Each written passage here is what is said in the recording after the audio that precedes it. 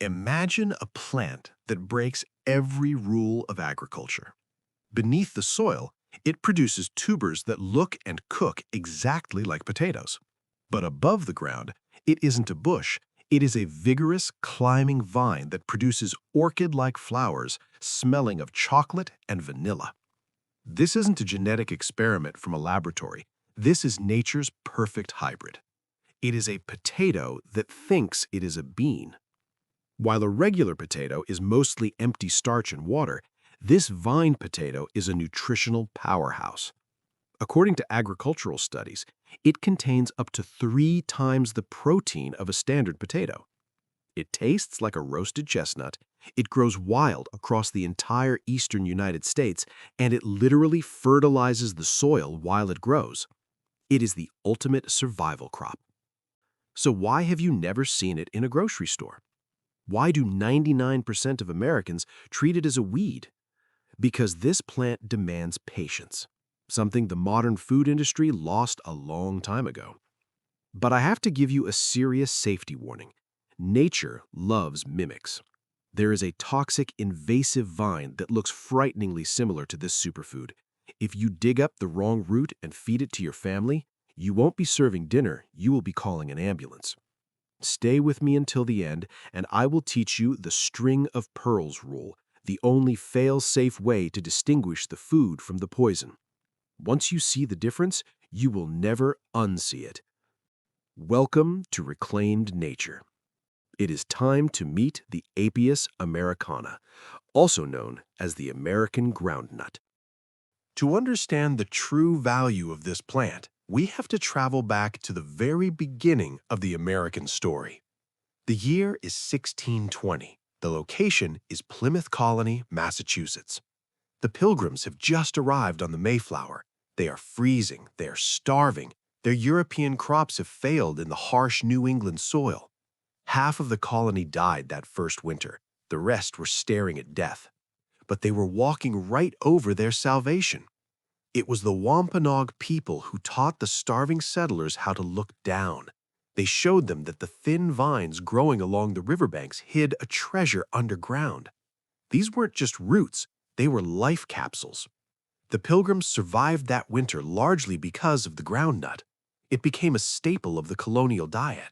It was so important that the town of Southampton passed a law in 1654 prohibiting Native Americans from digging them on town land. That is how valuable they were. Even 2 centuries later, the famous naturalist Henry David Thoreau lived on them at Walden Pond. In his journals, he wrote about digging them up for breakfast, calling them the Fable of the earth, and wondering why this noble native plant had been replaced by the fat and lazy potato from South America. Think about that. This plant is woven into the DNA of American history. It saved the first settlers. It fueled the philosophers. So why is it gone? Why are we eating billions of pounds of low-protein white potatoes, while the native superfood that built this nation is sprayed with Roundup and forgotten in the ditches? Why did we trade a warrior for a weakling? The answer is brutally simple. The potato is fast food. You plant a regular potato in April, and by July or August, you have a massive pile of carbohydrates ready to eat. It fits perfectly into the industrial calendar. It fits the quarterly earnings report. The groundnut, however, plays a longer game. Apios is a perennial. While it produces edible tubers in the first year, they are small, often the size of a marble. To get a harvest that truly fills a bucket, you often have to wait 2 years. To a modern agricultural corporation, 2 years is an eternity. It is bad business. They cannot wait that long for a return on investment. So they chose the potato. They chose the crop that grows fast, even if it strips the soil of nutrients and requires massive amounts of pesticides to keep the bugs away. We have prioritized speed, but is speed really the most important metric for existence? We have built a food system based on impatience. We choose the quick, watery, empty calorie over the dense, rich nutrient simply because it takes longer to grow. You are trading quality for convenience.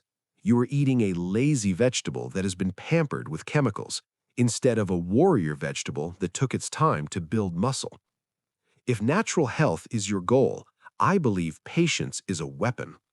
You'd rather wait 2 years for a perpetual food source that feeds you forever than restart the clock every single spring with a fragile crop that might fail. The groundnut isn't just a test of your mindset, it is a test of your soil. And this is where the potato fails miserably. Botanically, the potato is a member of the nightshade family. It is a taker.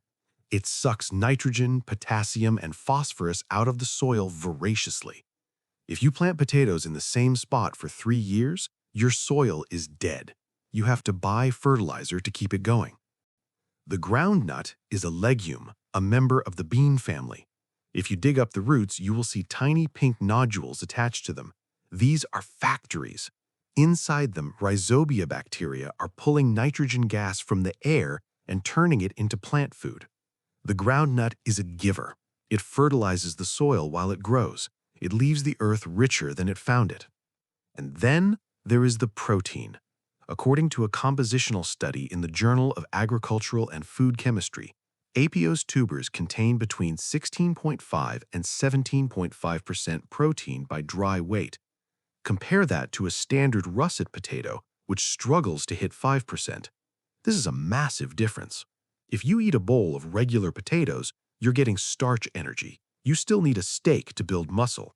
If you eat a bowl of groundnuts, you are getting a complete meal. It is essentially a muscle potato. And physically, it is a marvel. A regular potato grows in a clump. You dig once, you get them all. The groundnut grows in a string. Imagine a long root running horizontally under the soil, with tubers attached like beads on a necklace, spaced every few inches. You can find strings that are 10 feet long. You just find the vine, pull gently, and follow the treasure map underground. It is an abundance that feels almost magical. But nature never gives away a treasure without guarding it. And this specific string of pearls design is the only way to distinguish our hero from the deadly imposter I warned you about, Chinese Wisteria. Above ground, Apios and Wisteria are almost identical twins. Both are vines. Both have compound leaves. Both produce bean-like pods. But the difference lies underground. This is the string of pearls rule. When you dig up Apios, you will always see the tubers connected in a chain, like beads on a string, spaced a few inches apart. The root runs through the tubers. Wisteria roots are different. They are thick, woody, and chaotic. They do not form neat, distinct pearls in a row. If you dig up a root that looks like a woody snake without distinct beads, stop. Do not eat it. Rule number 2, the fire test. Remember, Apios is a legume, not a nightshade. Like many beans, raw Apios contains trypsin inhibitors. If you eat it raw, thinking it's like a crunchy jicama, it will block your digestion. You will get bloating, cramps, and nausea. You must cook it. Boil it, roast it, or fry it. Heat destroys the inhibitors completely. And the taste? It is superior to any potato you have ever had. It is denser, smoother, and has a nutty, earthy sweetness, like a cross between a roasted sweet potato and a chestnut. How to grow it? This is the best part. You don't need to plow a field. Plant the tubers along a fence, a trellis, or even at the base of a dead tree. Let the vines climb. And here is the trick for perpetual harvest. Never harvest 100%.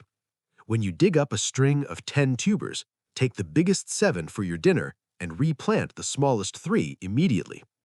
Because it is a perennial, those 3 will grow back next year. You are establishing a food bank that refills itself. We live in a world that is obsessed with the new. New gadgets, new hybrids, new technology. But sometimes, the best solutions are the ones we left behind. The groundnut fed the first Americans. It fed the native people for thousands of years before that. It is a crop that respects the soil, feeds the muscle, and demands only one thing from you: patience.